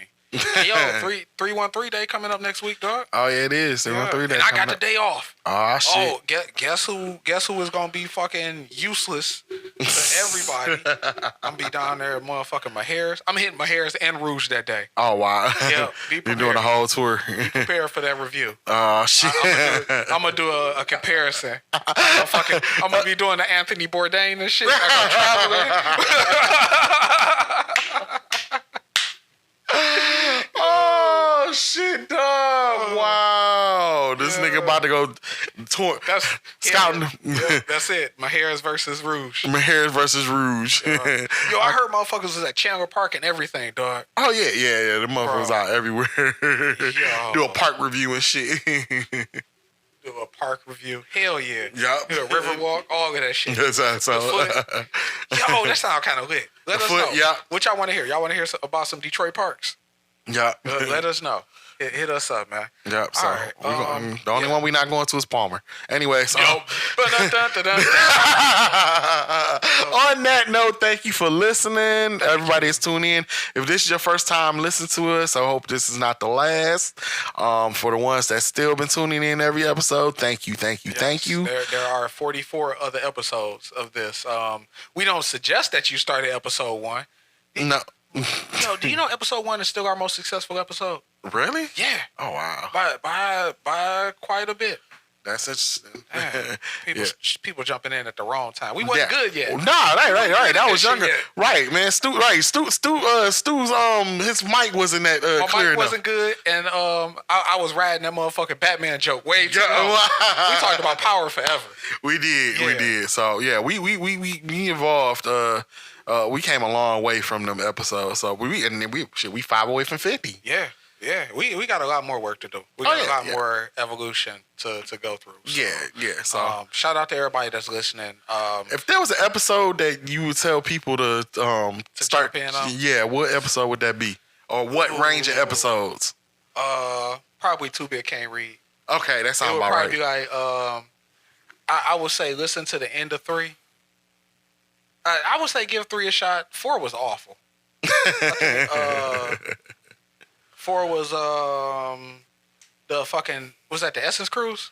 I might have been. Yeah, episode 4 was whack. I think everything up to 8, Fear the Ears was kind of funny, but I think it was some production issues in that. Like, I didn't realize that some of my edits was that far apart and out of sync. So, yeah, edits definitely evolved over the I would say between 10 and 15 is a good spot. Yeah, let's start off. I would say that's a pretty good one. Yeah, so we ain't got to start way at the beginning and shit. We want to make you have to go through all that. Check our most recent shit out now. Yeah. And you know, when you bored, cause we doing this for little Jimmy, the 36-year-old guy that works in IT, and he is listening to shit while he's always working or repairing shit. Even when he's not working, he playing the game or something. But he got his headphones in. You know, he kind of antisocial, but he keep up with all the pop culture, and he a wrestling fan. Hey, is this the same little Jimmy that Truth was talking about? Is it? Yeah, he grew up. Oh, he older now. He an adult now. Yeah. Okay. Little Jimmy was a wrestling fan. Little Jimmy grew up now. Jimmy was a wrestling fan, and you know, he one of our peers now. All right. We doing this. Shout out to Little Jimmy. Yeah, shout out to Little Jimmy. This one for you. Jimmys out there. Yes, this one's for you. The wrestling fan that also watches Power and watches all the black shows, but you know, he really ain't got an outlet to talk about that shit with, because you know he worked around a bunch of white people. Yeah. You know. Just don't watch Mia Copa, Jimmy. Nah, Jimmy ain't watching Mia Copa. He listening to us talk about Mia Copa. That's right. And he like, oh, that shit trash. You know, let me go back to watching fucking Darby Allin throw itself through this fucking glass. Yeah. Look. Hey, you have better time watching that. Yeah. Little Jimmy probably watching. He probably playing Power World. Man. Yo, real quick before we get out of here, I got my ass beaten Madden so bad. I've been playing 2K since our last episode. Damn, that's fucked up. That's fucked up. Damn, that bad. I got my feelings hurt so bad. Nigga had to switch sports. Man, I threw a pick in the third quarter that sealed it. But when I went and looked at the numbers, this nigga had 353 yards, 4 touchdowns. I got my ass beat. Damn. I thought I was coming back. I was still down like 13 points. This nigga putting a Prime Mahomes number on you and shit. Yeah. Damn, that's fucked up. Yep. Shout out to y'all. Thanks for listening. Thanks for tuning in. We hope you tune in to the next episode. We love y'all. Thank you. Interact with us. Hit us up. Let us know. voiceofdetroit.net. Shout out to Jackson Everything merch. We got a couple more people that we need to shout out. So if you got a company you want us to put on, you in the Detroit area, or if you just want to advertise, you know, just hit us up. Hit us up. Let us know. We'll give you a shout out, and you know, we'll roast one of your customers for you. Yeah. So we roast customers. We'll roast the fuck out of some customers. Yeah. Promote your business, roast the customer. So just let us know. Just holler at us. You know where to reach us. Yo, that sounds like a dope ass shirt. Yeah. Promote your business, roast your customers. Yeah. Hell yeah. Damn, we got to put that in motion. That's gonna be our billboard money. Yeah. Put that shit over 94. Promote your business, promote your customers. Like the I Hate Steven Singer sign. Yeah. That's how we gonna do it. Hell yeah. See, good ideas over here, man. Me, you gonna pose like on the BMF, the BMF season 3 covers and shit. Instead of the big cell phone, I'm just holding a brick. Yup. See, there we go. Yup. All right, y'all. Thanks for tuning in. We out of here. Holla at y'all. And we love y'all. Thanks for dropping in. We'll see y'all next week. Same Stu Lee time, same Stu Lee network. All that extra stuff, because I'm kind of stalling, because I'm trying to make sure I don't forget nothing before we wrap this show up. But we should have everything up, but we good. So last but not least, deuces. See y'all.